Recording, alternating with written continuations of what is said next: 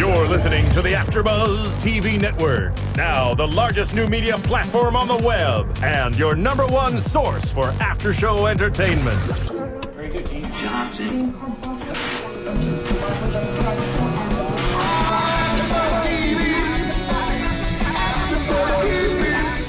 From the AFTERBUZZ Studios in Los Angeles, California, presented by Maria Menounos and streaming live thanks to Akamai Technologies, this is AFTERBUZZ TV's Mad Men After Show. We'll break down tonight's episode and get you all the latest news and gossip. And now, another post-game wrap-up show for your favorite TV show. It's AFTERBUZZ TV's Mad Men After Show. Hey there, Mad Men fans. You know what time it is. You're here at AFTERBUZZ TV talking about Season 7, Episode 3, Field Trip. I'm Matt Lieberman. Joining me, finally, the whole panel is here for the first time all season. We got Joe Braswell's here. I'm here. Joe Sanfelippo's here. Nice to be here with you guys. And Sterling Cates is here. Hi, everyone.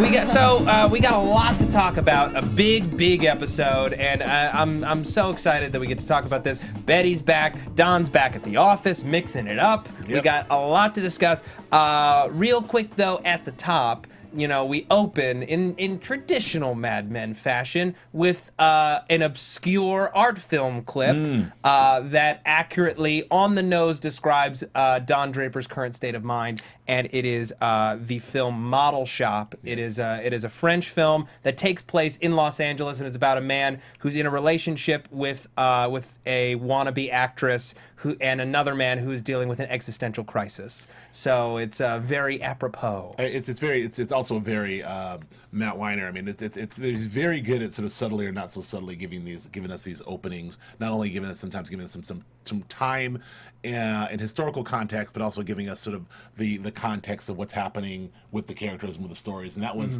very obscure, but not so obscure for genius like you, Matt Lieberman. But is also spot on. Genius. Spot on. I have a phone that is the internet.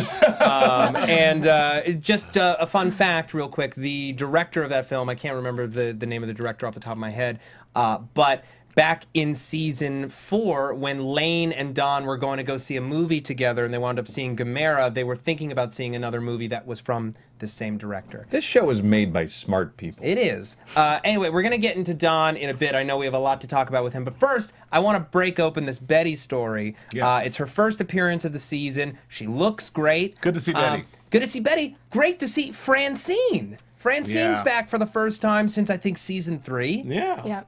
Being treated well, as always. Being treated very well. So let's talk about this kind of strange cold lunch. Betty's feeling pretty insecure about the fact that Francine has a job and she loves it. I love that the job is 3 days a week. Yeah. 3 days a week in an office. It's deep, man, and I have cards and everything.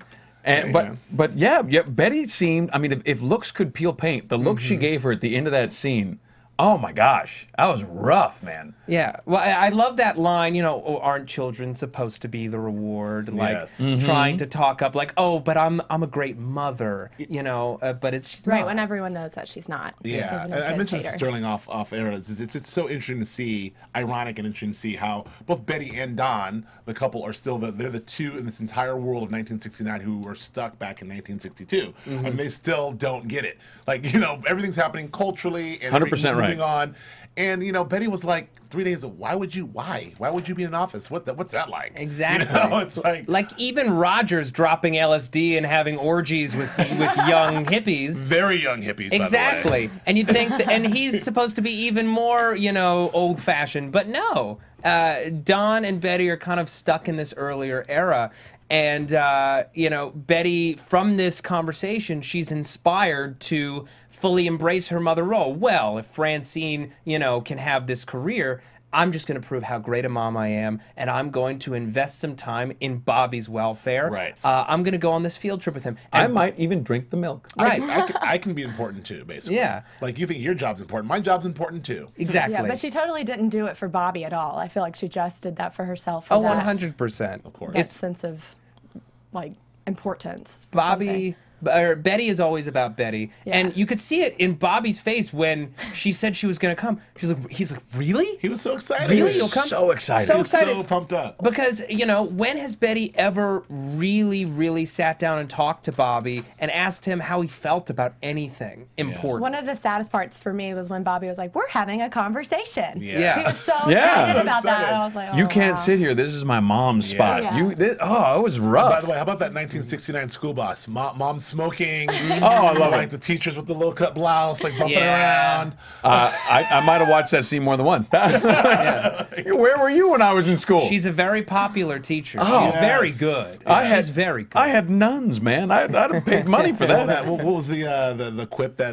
The other mom gave us like, hopefully they'll pull on the right Right. set of udders. Right. No, You know. yeah, but the one that Betty gave to that. He's like, Oh. in that blouse she must be. Something about her being a very She's popular very teacher. popular. Oh yeah. Yeah. He was Yeah. like, "She really likes you," and then Betty said, "She I bet really every- likes everyone." Yeah. I gotta say, you know, the much maligned January Jones for a lot of different reasons. I think, man, she's great. I mean, it's really good to see her. She's really sort of like just nails down this new Ice Queen Betty Draper. And in the very short time we saw her, I thought she was phenomenal. Every line delivery, Yeah. every look, every eye roll, every She's drag of the so- cigarette was perfect. She's so dialed into who this person is that it feels almost like second nature watching her. And I love watching the evolution of Betty, of course, across the whole series, but even in this episode, where it starts in this place of power and security. In that, you know, I am a great mother. My husband might be Attorney General, talking about Rocky, you know, like Yeah. all this stuff, trying to show off her flash, realizing that it doesn't really matter much. Against, you know, a woman a friend of hers who's actually finding something that she loves and has a passion in her life again. Sure. So then she tries to embrace her passion with the same fervor. And, you know, Bobby is like connecting with her. He's telling her about all the monsters that he likes. And he's having the best day of his life. And then it just takes one little thing, man. That's it. Just one little thing where, you know, if everyone is not thinking about what is best for Betty at all times, they are a disappointment to her. Yeah. And, you know, the boy made an honest mistake. Yeah, and it's a teachable moment. You say, you know, like, if you wanted to trade something with your friend, you should have waited for me to get back so that we could have a discussion. I could let you know that sandwich was for me. And when Bobby sees a way out, he sees a chance to rectify it. I'll go and get it back. No, you eat the candy. Yeah. You sit never there gonna and eat you gumdrops eat again. Candy. that candy. He didn't even want the candy. He was just trying to help out a girl who didn't have a The sandwich. little sandwichless girl. Yeah. Poor thing. You know. And Betty didn't even care that the girl didn't have a sandwich. Like, No. your motherly instinct should be, oh, well, you know, an 8-year-old doesn't have a sandwich. Exactly. She can have mine. And then when you go home, at the very least, you can go and make a sandwich of your own Right. or enjoy some dinner. Right. Instead, she's sticking to the point and just staying mommy dearest. And when Henry comes home, she's like, no, I was hungry, but now I'm not. Oh, She all was day long. not letting it go. Yeah. No, absolutely not. Bobby will be punished. Right. And she can't tell Henry that it's about a sandwich because Sure. then it just makes the whole thing seem not It's- as big as she thought it was. It is. I've had a tough time understanding Henry for the last couple of seasons. Like, what is his attachment to Betty? Like, she's bananas from my point of view. It's you know it's the age old. She was the trophy wife, and Right. he was genuinely loved her and was a hardworking guy. And we talked to him about this at our season finale. Yeah. Like his sort of approach is like he is just an honest, hardworking guy who really genuinely fell in love with her and wants to take care of her and the kids. But there's a certain transition there where it feels like he's on the political fast track, and Betty is good at being Betty, which is sort of being you know, arm candy first lady, and she loves it. And Yeah. you know, so that's that for me. Well, that's the thing, right? She's a very good professional partner. Yes. In the lifestyle that he is trying to create for himself, in the career that he has. And the image. Exactly. It's Yeah. all about the image. And She fits it. She 100% fits the image. I think that her personal issues are far grander than anything he ever could have imagined. And this is coming from somebody who liberated her from a failing marriage Right. by taking her to Reno. You know, he took great steps to have her. And now he's going to do whatever it takes to keep her happy. Now, that's worth pointing out because I do think there is a direct ratio to the amount of effort you have to put in versus how long you'll stick it out and how much you'll put in later on. You're right about that. It's Herculean effort in the beginning. I do love the way that they've been able to keep sort of Betty a part of the Mad Men world, even though she's almost completely separated. I mean, this ties to down with the kids and everything else, but almost completely separated. But even sort of keeping with the theme of Mad Men, which is there's a world that's created, a facade of a world that you think is one thing, but if you peel back the layers, you see it's not what you think it is. So the perfect Betty, who's always been the perfect Betty, has never been the perfect Betty, or even now she's rebuilt this perfect life as she's now got the political husband, she's got the kids, everything's perfect. But then guess what? Her friends are working and doing and really fulfilled, and she's not. So it's sort of what Mad Men's all about, is these facades and peeling them back. That's the difference between Francine and Betty. Is Betty is deriving her self-worth and her personal pride from what her husband is doing. Meanwhile, Francine is deriving it from the work that she is doing herself. And she wants that personal challenge, she said. So I just, Yeah, she wants a challenge. Now, what's most telling and most interesting for me is this scene between Betty and Henry in their bedroom. Jean's asleep, and she says, why don't my children love me? Why don't they love me? When a few hours ago, it was fairly obvious that Bobby really does love her. Bobby adores her. He adores her. It's when she lashes out in this incredibly negative manner, when people fail to meet her expectations, and then she punishes them for it. Yeah. People don't hate her, they hate the punishment. And the punishment is unnecessary. And she's a crazy lady. She's very, But it's also like, Betty's a person who her entire life has been put up on a pedestal as the sort of the prettiest girl in town. All of her advancements in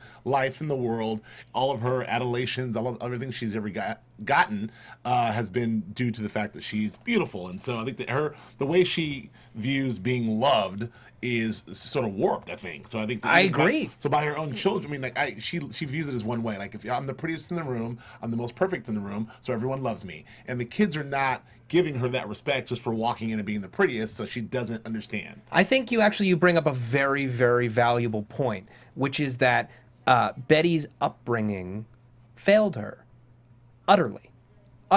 Her perspective of love and of affection is utterly warped by being raised to believe that she was a prize, that she was perfect, that she was beautiful, and then having to contend with that image of her self-worth when she was overweight and having that deep self-hatred. Now she feels she's gotten it all back. She put in the work and lost the weight. Why isn't the adulation coming back in equal amount? Right. And I thought it was very valid of Bobby not to think she'd eat the sandwich after she just lost all that weight and maybe she wasn't eating as much at home. Yeah, I mean, he knows his mom. Yeah. Like, he knows her. Yeah. Well, does he though? No, that's to me that's a question. When she comes home, Loretta's doing the homework with the kids. Loretta's been hanging out all day long. When you don't have a job and you have a nanny, I mean, what do you do? What do you do? Yeah. Not to sound horrible, but I mean, smoke cigarettes. You smoke cigarettes, and you maybe go. Now we go to the gym, but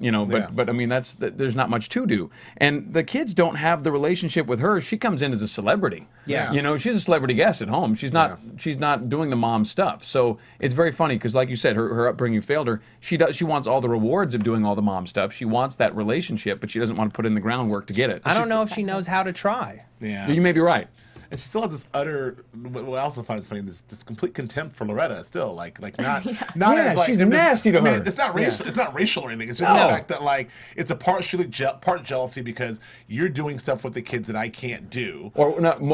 I won't do, but can't. Well, Gabby won't because she can't. Yeah. I think she's not capable of wanting it. Yeah, well, it's things that she wouldn't do, and now that maybe she wishes that she had a better relationship with them, she wishes she could, but at this point, how can she start? She doesn't know the first thing. And that's sort of the irony of that scene, that transition, her leaving with Francine. Yeah, leaving Francine, sort of being like, well, you're fulfilled by work. I have my kids. I take care of my kids. And she goes on and, Loretta's doing the homework and she has no idea what's going on. So right. It's kind of like, let me Yeah, and we get 30 involved seconds here. in, she's clearly bored. Yeah. Like, you know, Right. she's, you know, I'm going to go shower and get changed because Right. I've had such an exhausting day going to lunch. I have to shower. All right. Unfortunately, we do have to move on because we got a lot to talk about and Yes. not a ton of time to do it in. I just want to talk really quickly about iTunes, folks. Thank you so much for reaching out to us on iTunes. Legitimately, I talk about it every week on every podcast that I do, but it's because it is that important. When you rate and review the show on iTunes, it helps keep the lights on and keep the doors open here at AfterBuzz TV. We put out over 60 hours of quality content every week for 100% free. You don't have to pay a single dime for anything that we put out, and we love doing that for you. But every time that you rate and review a show, it helps us get sponsors, which keeps us open. It helps us get guests, which you enjoy greatly, I'm sure. And you get a great shout out here on the show. It only takes a second, doesn't cost you a dime. I just want to give some shout outs real quick to some people who reviewed in the last week.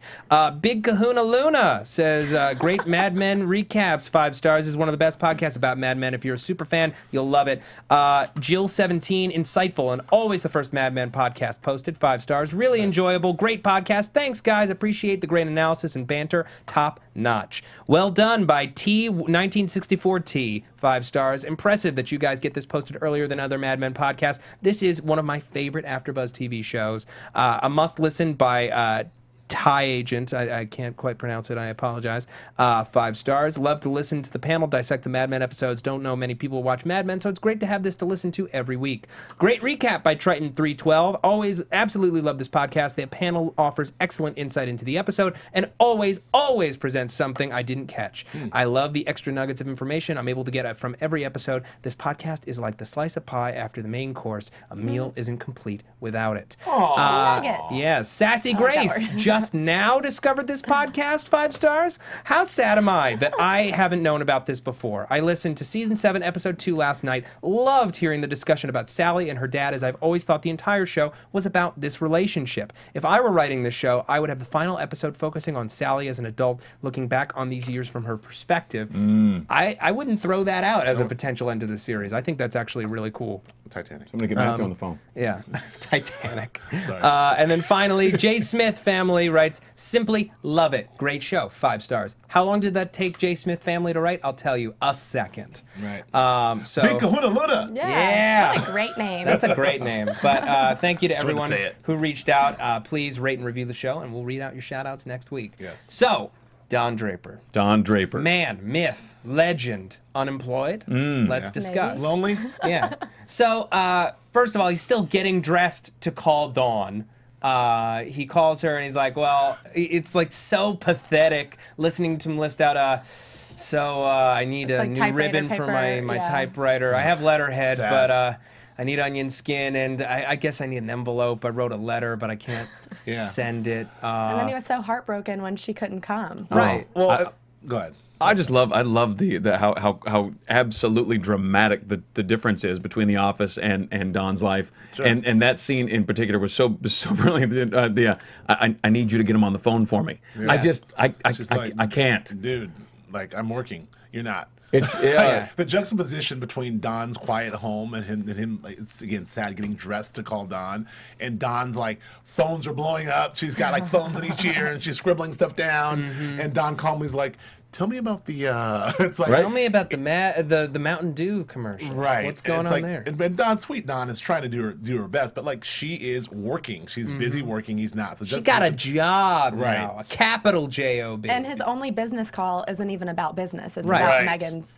Megan's agent. Right. Right. So Megan's agent Alan, who we met in the season opener, Yes. Who I calls love, him. by the way. Great character, great casting. Yeah. And he says, you know, Megan's having a meltdown. She auditioned for that pilot that we mentioned in the season opener, and she hated her performance so much that she started stalking the director, all bad. trying to get a second chance. Yes. Don't act like you haven't done that, Flippo. Listen, I've never camped out in anybody's bushes, and I'm sorry. I'm so sorry. Are you sorry that you haven't camped out in bushes? No, he knows what I mean. Yeah. Oh, okay. You know you are. I don't know what's happening. Listen, the judge was very clear. I'm simply not allowed in parts of Bel Air, and that's Fair enough. So Don decides, all right, I'm going to get on a plane, and I'm going to go see what's up with Megan. I'm going to take care of this issue.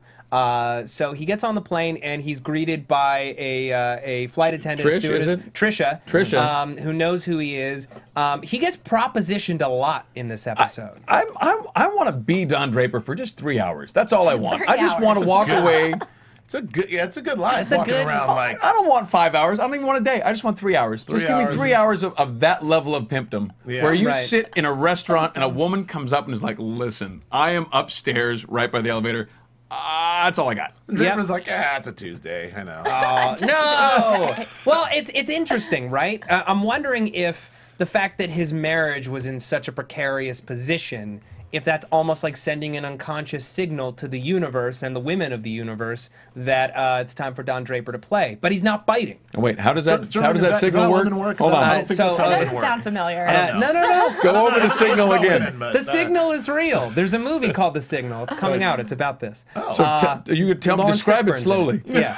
In any case, he goes to L.A. and he surprises Megan, and I was like half expecting her to show up with a dude. We all Yeah. were. Yeah. I think we all were But- expecting like Because him that to- scene was really slow, Right. slowly set up. Like you didn't see her come in the door, you saw the bags first. I was Yeah. totally Exactly. expecting someone to be behind her. Right. But you know what? It wouldn't have been an honest move. The fact is, she does love Don, and she, is there alone. She sees him. She is pleasantly surprised. Like, so happy to see him. This is what she wanted, even if she did seem cold in the first episode. Right, I was going to say it's a much different reaction by her. Well, she's vulnerable now. I mean, in the first episode, she was welcome to Hollywood. This is my town. I'm doing great. This is my agent. I have a big shot coming up. That's awesome. I knew we were coming out for a reason. Right. And I mean, she had all the confidence. Then she gets shot down, and husband comes back. That vulnerability, I could sure. I'm so glad you're here. Yeah. Well, that's good because I got a hankering. Well, Yeah. Yeah. I'll have to give you an extra special hankering. So they hanker, and then No, she asked him point blank, "Did you get fired?" yeah, and he's like. This is awkward. Yeah, I just You wanna wanted to. hanker again? That Yeah, I hankering just part's wanted to better. hanker for a second. Let's go hanker for a bit. So now, once they've finished hankering, Don lays in his old calm the hysterical wife routine, Yep. but he's so specific and so heavy-handed that she knows that something's up. so You should- so ham-handed by You the should way. never call a strong lady a lunatic. Yeah. This will And that never was- go over. That was his hand. Should I write that one down Yeah. next to you? Yes, Okay, I'm gonna write that one down. Next bullet point. That's part of the signal. That was definitely, again, that felt very 1965, 64 Don Draper. He was That's so what I'm saying. ham-handed. He was so like, listen, Dame. Whatever it was It is- very much like. And that scene ends with she's like, 1963 standing in 1969. He's so dramatically out of place. Right. But then it evolves. It goes from there to her smoking and crying later on in this episode. And it seems to me it's like 1969 hasn't happened all the way. She's not We're quite. only 4 months in. It's brand new. Well, I mean, I want to go back before. Yeah, please. I want to go back to that scene because we all expected, sort of Don to sort of walk in on Megan with some affair, and we kind of knew this relationship was doomed, and we all knew it from season 1. He even mentioned it.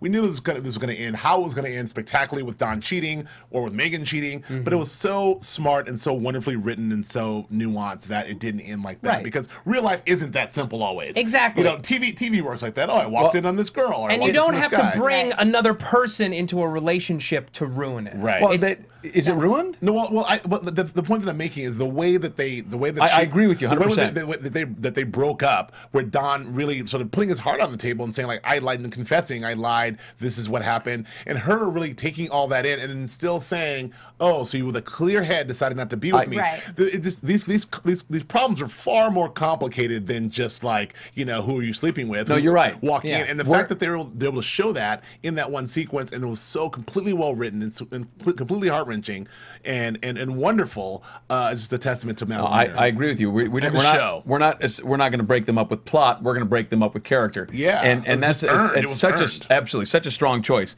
But I don't know that they're necessarily over. I was impressed. I think Don made a bunch of choices in this episode that are very out of character. He did not go to bed with either of the girls who threw themselves at him. He went home and he made the phone call to his wife. He cut down the booze. He said, you know. Yeah, he went. I mean, when he knocked on Roger's door, I fully expected to see our girl there. The blonde lady. Yeah, I mean, Yeah. It's interesting to me. I don't feel like this relationship is necessarily over. Here's what I will say, and this is in two parts. I think that Don's evolution, while it isn't always evident, is definitely there, and I think a large part of it comes from that he is cutting down on his drinking, that he isn't sleeping with random women, making those choices. It brings me back to that episode of season 4 where he's writing in his diary and he quits drinking for about a day and a half before he starts again. He's allowing himself to feel the pain of all the mistakes he's made, and he's realizing that there aren't any more places for him to run. There's nowhere left to go. No matter how much he buries in another person or in a bottle or anything else, or even in his work, there's nowhere to go. Well, it's going to get to that inner Dick Whitman, like we want him to. You know? Well, on some level, you have to acknowledge that if you're boozing it up to that level, and if you're effing around to that level, you're continually doing things that you're going to be ashamed of. Right. And that affects. Why looking at me? I don't know why you felt that. I was looking at both of you. All right. But it's interesting to me that he's choosing not to feel bad about himself. He's choosing not to engage in behavior that's going to impact his own self-image in a negative way. So, I mean, it's like the character recognizes that he needs to get back to work. He needs to feel that he deserves it. And so in order to do that, he needs to stop doing things that challenge his image of himself.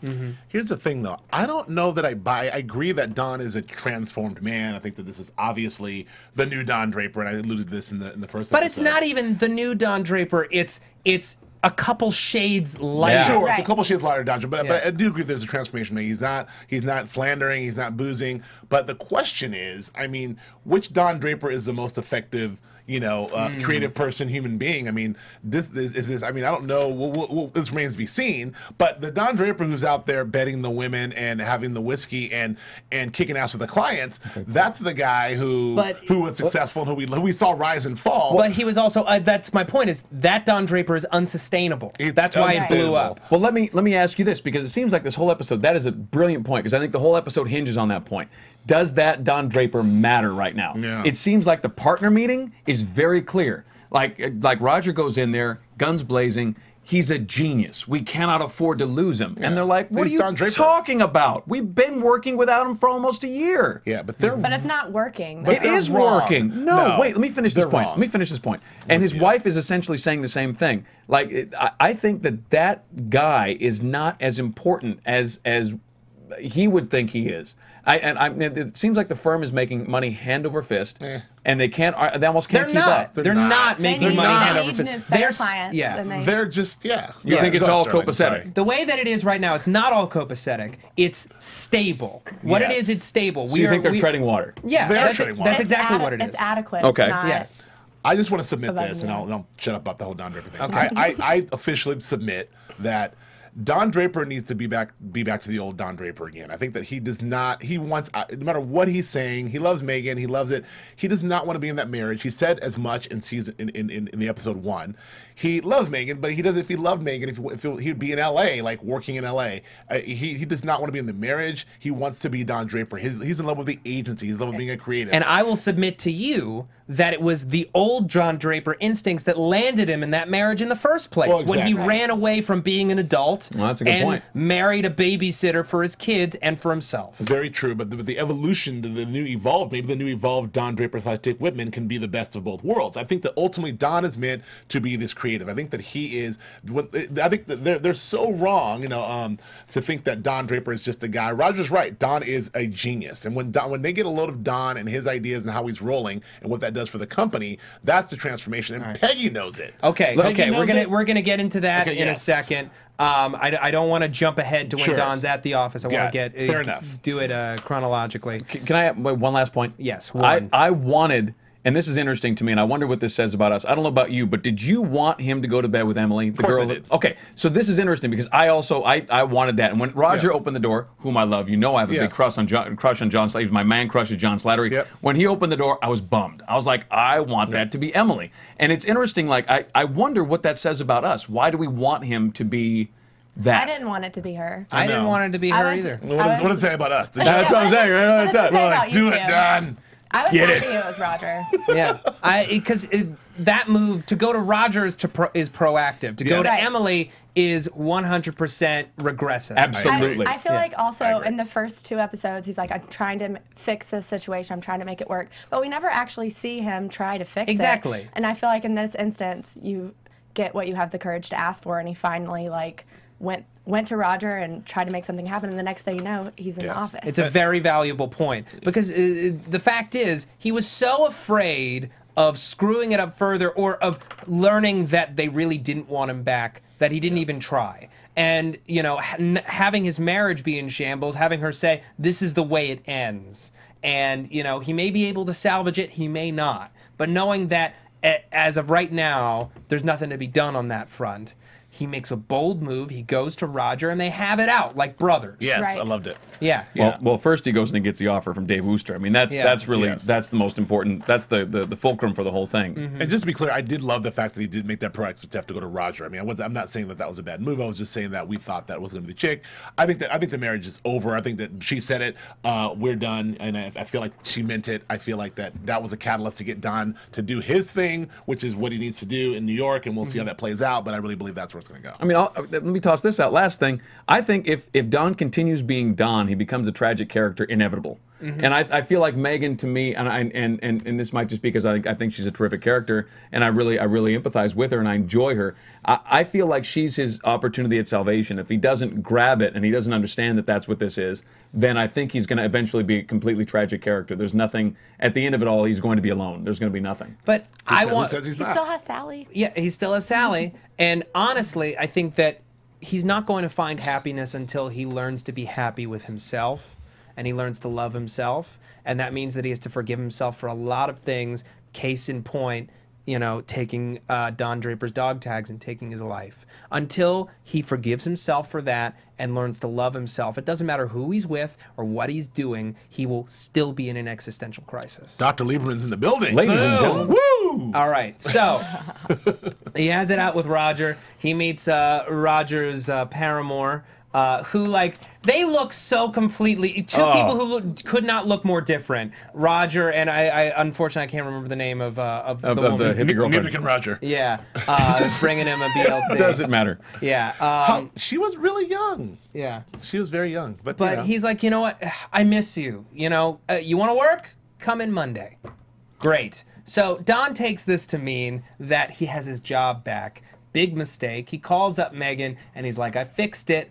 You know, so our marriage can work out, right? I got my job back. That was the reason why we were fighting, is because I lost my job. And she's like, where on earth did you get that impression? You ass. Oh my God. Yeah. And it's just like sad. And we still have that door that won't close to the porch, but at least it's April, so it's not chilly all the time. Yeah. And, you know, watching Don just kind of like stare at his watch until it was 9 a.m. Like, just, he'd probably been up since 4. Yeah. And dressed since 5. Can you imagine how scary that must be to know you're going to It's everybody like, in that it's office. post-traumatic stress. You Yeah. can feel it, and the way that they shoot it gives you that impression of just like being in this place. It is alien. It is changed. I do not matter here. I'm a shrinking violet. What does that say about me? There's a lot of fear. Oh man, Very well done. And again, I want to John Hamm.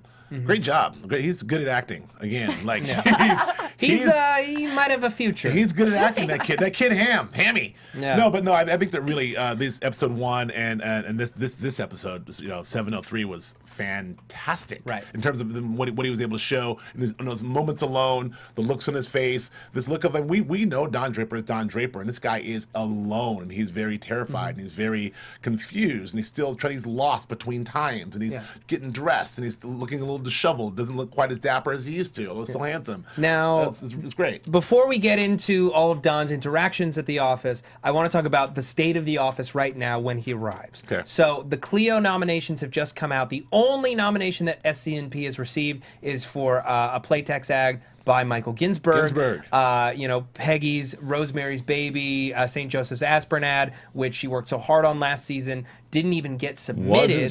She comes to discover because Lou is not a nice boy. Dick of the decade. I mean, come He's on. the worst. He's He's worse than Betty. Like he's so the worst that he is in danger of being typecast as the worst. He is. Yeah. He You know is what I mean? Mr. Rogers' asshole uncle. It's just, it's unbelievable. It's Yeah. never ending with him. Well, he's definitely like that guy. I mean, he's very that guy from 1969. That's who. This is the type of sort of older white men that were sort of running the creative industry a lot of the times, and especially again, he talk about being stuck in the past. This is 1969 at a creative progressive agency, and he's like got the glasses. He doesn't give a crap. He doesn't wool understand sweater. anything. Why is there a picture here? What is this? Like he's It costs us money every time he draws you something. draw something, it costs us money. Just give me words. Lou, it took a second, but that's the thing. He was the safe choice. When Don Draper blew up in that Hershey's meeting, SCNP found the single safest replacement they could possibly get, and true. he is one of those guys who fails his way to the top. Only puts out anything for awards that has his name on it, that he can get credit for, that can move him further. He's just one of these navel-gazing middle managers who somehow became a head executive. Who Cutler loves. Yeah, Cutler loves him because he's safe, he is stable, he doesn't have to worry about it. Cutler doesn't see creative as the future of this agency anyway. He sees it in the media department, but not under Harry Crane. Let's talk about this meeting, this COS meeting. So Harry gets called into this meeting between Jim Cutler, Ken Cosgrove, and COS, and they are all about this New York Times article about Gray and their magnificent new computer, which can do all kinds of amazing things. Which, in a show about the 60s, computers would have to come up at some point. They finally have. The time has arrived. And they're revolutionizing everything. And Harry does his Harry thing, and he calms the clients down. He's so smooth. I think Harry kicked ass in that meeting. He was terrific. Yeah. But Jim is not happy. Jim's not happy because the computer that SCNP is supposed to have doesn't exist. Well, it's because Jim screwed it up. Jim hasn't even looked at the Harry said he's requisitioned a computer every Christmas. Right. And nothing. Not even, he's like, you don't even take the time to tell me no. How much? First of all, how much do we love Harry? Harry's amazing. He kills it in this thing. But I love his just pure exasperation with like he doesn't care. I mean, he for seasons now, he saw the future. He's with TV, computers, everything else that's progressive. Neck scars. He's stuck here at Sterling Cooper and Partners with all these guys, and now he's just like, ugh, you guys, you don't listen, we don't care. My favorite line was when he said, "This conversation's over. I'm not interested." Yes. He pulls rank Like, and he all right. walks. Yes. And Do that's it. when Jim gets. I That's love when he it. gets a bullseye in the middle of the back of his head for Jim. That's Right. Well, I love Jim's line where he's Jim's like, line. oh God. I believe you have some some stiff competition, but I believe you are the most dishonest man I've ever worked It's a with. great line. fantastic. I feel like Harry doesn't even care I because he laughed out knows that loud. can't be true. Yeah. And when he knows that And it doesn't matter. He's, It doesn't make a But I difference. feel like Right. Harry always is pretty upfront with everything. Yeah. Yeah, except And in front spot of on time. with everything too. Yeah. Yeah, and the clients will still get a large portion of that data that he's talking about. It's just that we don't have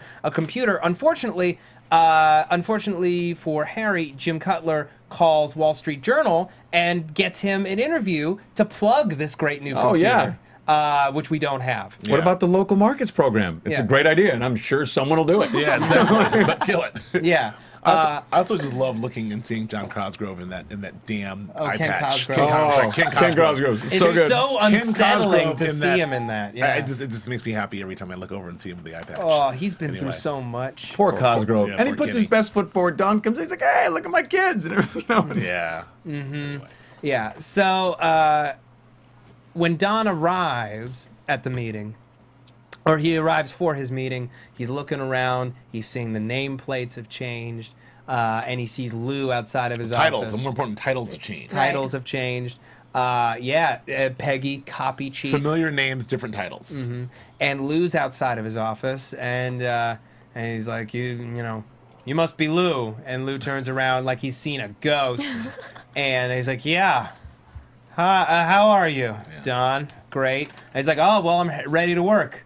And Lou's like, oh, we'll see about that. He's like, Yes. he's like, good for you. Good for you, Don. Get Jim Cutler on the phone. Why don't you Yeah, get I out? don't care if he's in bed Yeah. with Joey Heatherton. Joey Heatherton. Get him on the horn. Get him on the phone. Did Yeah. Don know that the other Don had an actual position she, now? she or had did told he, him that she had been promoted, and That's she right, even yeah. told him on the phone earlier. that she had a lot to do. Exactly. But he doesn't see it that way, and she's his only tether to the office. So of course he treats her the exact same way, handing the hat and coat. You know, what a Taking, what a letting chump. her take his lunch order, and you know what? She's got stuff to do. She shouldn't be doing that. She should stick up for herself. Maybe she But he feels did the that she same can. stuff to Joan back in the day when Joan was running 9 different offices. I mean, he's just that way. But again, he's stuck in the past. But I think that he may. I really do think that we'll see him adapt. We'll get to that in a second in predictions. Yeah. But I do. Yeah. Even when our girl, our familiar Roger's girl, Caroline comes down with the coffee. He's like, I'll take that up to him. He's like, no, it's for me. Like I don't know when He's that not dude's here. coming in.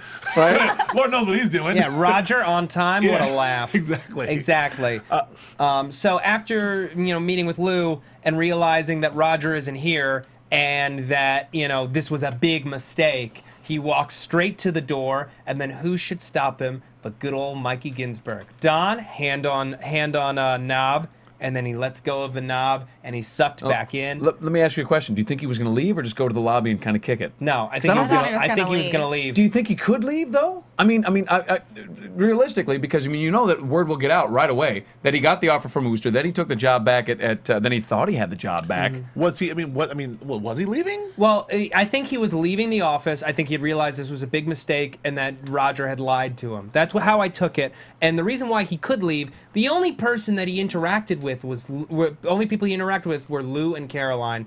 The damage, while it was there, but it was minimal at best, and he was trying to stem the blood. Right. Stem the blood No one loss. knew what he was doing there anyway. It could have been no one something knew. Could have different. been just a He said he's visit. looking to get back to work. He said he was ready to get back to work to Well, Lou, didn't he? said to Lou only, but the rest of the office. Right. But it doesn't really matter what Lou thinks. Right. anyways. Yeah. He was embarrassed, and he didn't want to have to face everyone else. But when faced with the promise of fresh creative and feeling important, he gets sucked back in, and Mikey Ginsberg wants some feedback on Chevalier Noir. How much do you love? I agree with you so much. Ginsberg, just like he loves work for work's sake. Well, but he also recognizes Don.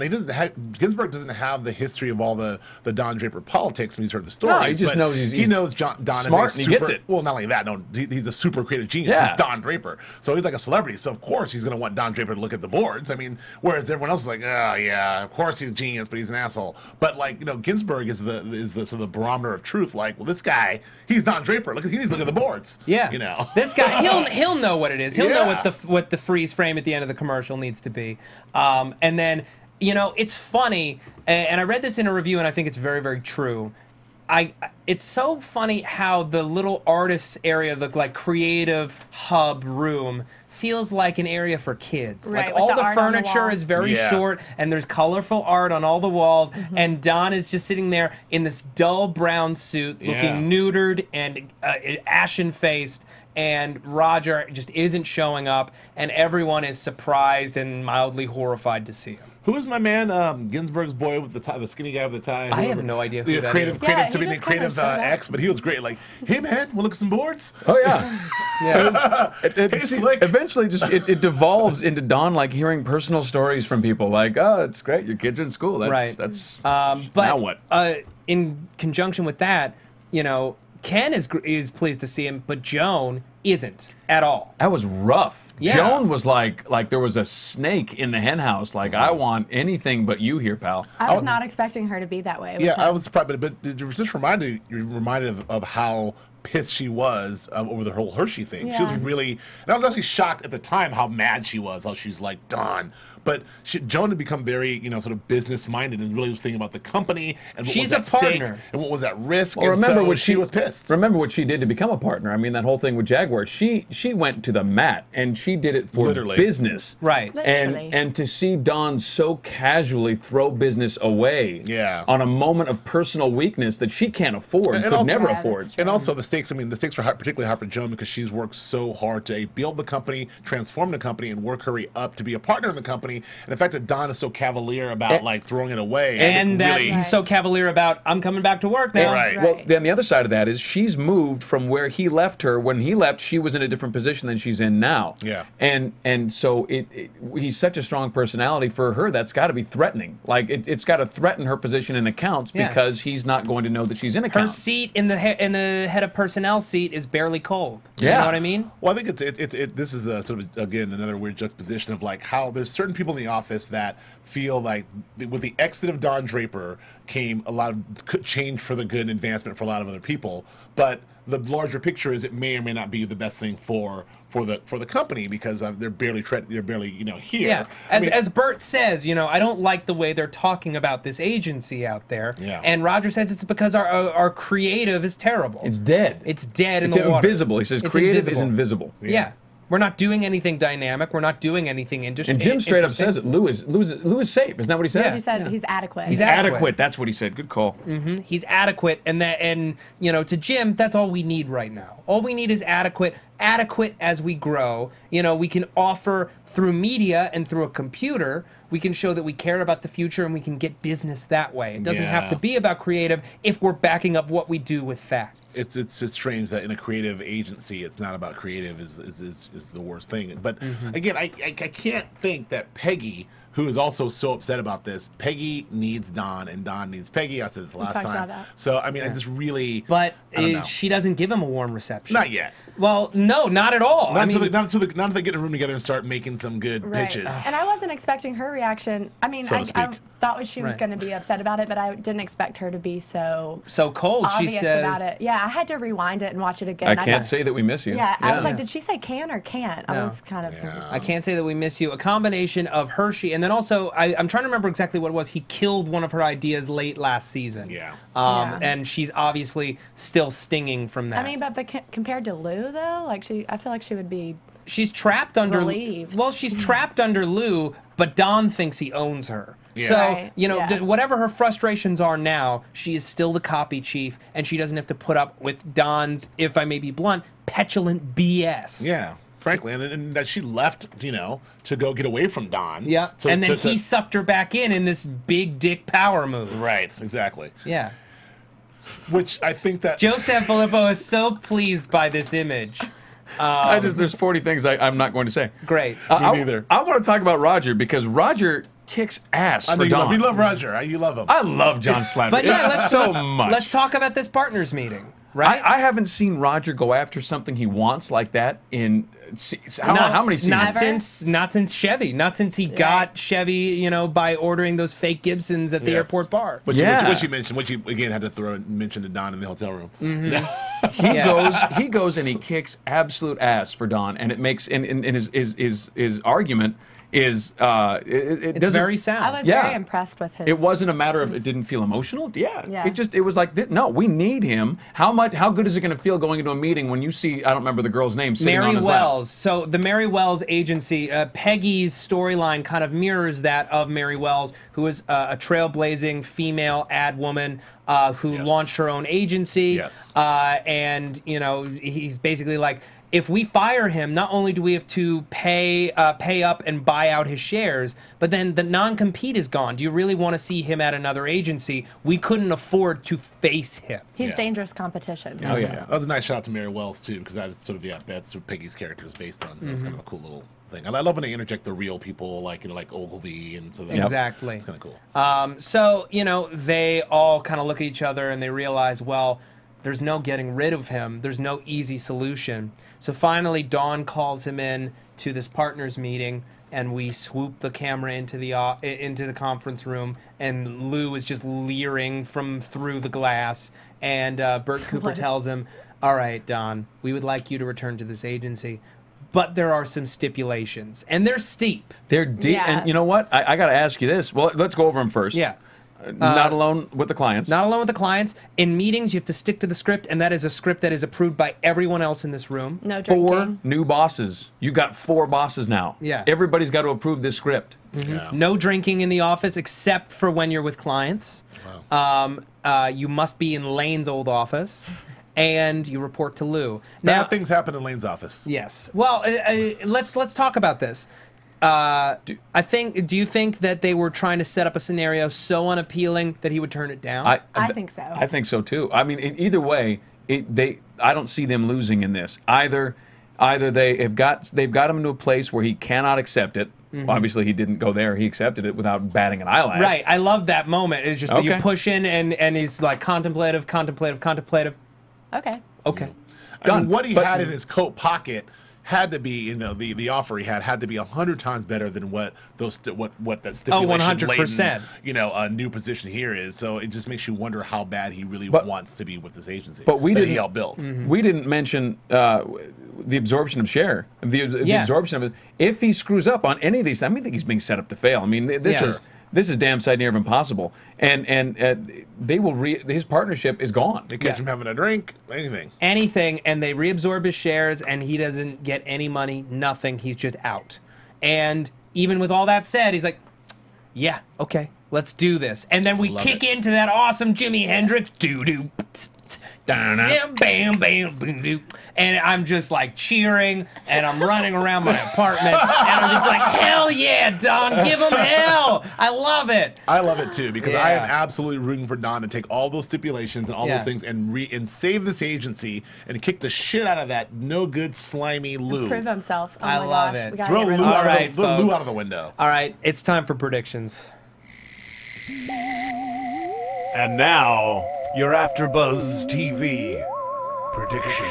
Can I just say, I think in the grand scheme of Mad Men, like episode ends and like song choice, that will probably be, it's easily in my top 5. It may be my favorite. Wow. Because it's just so There's a cool. Like, lot of talk good about ones, a though. big dick move. Boo-doo. You're real pumped up about I'm it. so... He ran around his apartment. A lot so of big dick pumped. metaphor on that side of the table. He went to, It's a big dick kind of day. What can we sit next to? All right, so, folks, what are we thinking for next week and the weeks to come? We only have 4 episodes left in this half of the season. 4 episodes left in 2014. What are we going to do with them?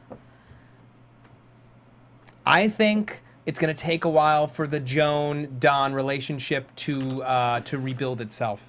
She's obviously, she has got deep anger towards him, and he's going to have to work really hard to win her back. Let me toss this out there. I think this is if you use the lifeboat metaphor, I think this is a relatively full lifeboat, and when Don drops in from above, someone's going to get knocked out, and whether it's Lou or whether it's another partner is going to remain to be seen. Don't roll your eyes at me. No, I said for sure Lou. Yeah. No, I'm with you. I'm saying Lou, it's going to be So Lou. it's a no-brainer that Lou. So then one step further, I don't think it's just going to be Lou. I think it's going to be somebody else too. And I think it's also, going to be somebody big. We have LA to contend with. Yeah, we do have LA We too. didn't even see Pete or Ted this I think that the creative will win out. Don and Draper is Don Draper. When you cheered in your apartment, you did it for a reason, because Don Draper will come back and save this place. I think that no matter all the personal stuff will be put to the side, because he is a brilliant creative and he will save the agency and people will love him again. And then that's how the part 1 will end, and we'll see what happens in part 2. Sterling, how do you feel? I want to see what happens with him and Megan. If Megan stands her ground and it's over, or if he's going to try to make it work, or All right. interested to see that. I'm very, very curious about all these things. I got to say, in my head, when you're cheering running around your apartment, I got you in your underwear. I'm not sure why, Me too. 100%. but I'm pretty sure, right? It's almost a no-brainer. I wasn't, He's but not I gonna say he understand why wasn't. you feel that way. All right, Joe Braswell, where can the people find you? I'm Joe Braswell. You can find me on Twitter and Instagram at Joe K. Braswell, and here doing Hannibal and Bates Motel with this guy, Joe Sanfelippo. Joe Sanfelippo, where can the people find You can find me on the Twitters at Joe Filippo, JoeFlippo. My website is josephsanfilippo.com. And here at AfterBuzz with Joe, doing Hannibal, Bates Motel, The Following, and Blacklist. All right, and Sterling Cates. You can find me on the Twitters and the Instagrams at Sterling Cates, and also on a few other shows here, like Love in the City, All right. Real Housewives of Orange County. I'm sure you guys are my favorite big fans show. of that. Big yeah. show. Yeah. All right. And if you want to find me on Twitter, and I imagine that you do, you can find me at Matt Lieberman. That's MattLieberman. You can find all my videos for AfterBuzz TV, SourceFed Nerd, and all my personal stuff on my YouTube channel, youtube.com/Matthew D. Lieberman. Want to thank you all so much for downloading, watching, listening, streaming. You're all the best. See you next week.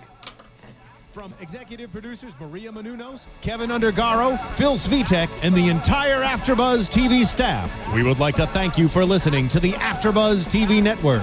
To watch or listen to other after shows and post comments or questions, be sure to visit AfterBuzzTV.com. I'm Sir Richard Wentworth, and this has been a presentation of AfterBuzz TV. Buzz you later. The views expressed herein are those of the hosts only and do not necessarily reflect the views of AfterBuzz TV or its owners or principals. Thank you for watching AfterBuzz TV on YouTube. For more of your favorite after shows and interviews, subscribe to our channel here, and be sure to share your opinion on the episode in the comment section below here. We'd love to see what you guys are buzzing about. Thanks again. Buzz you later.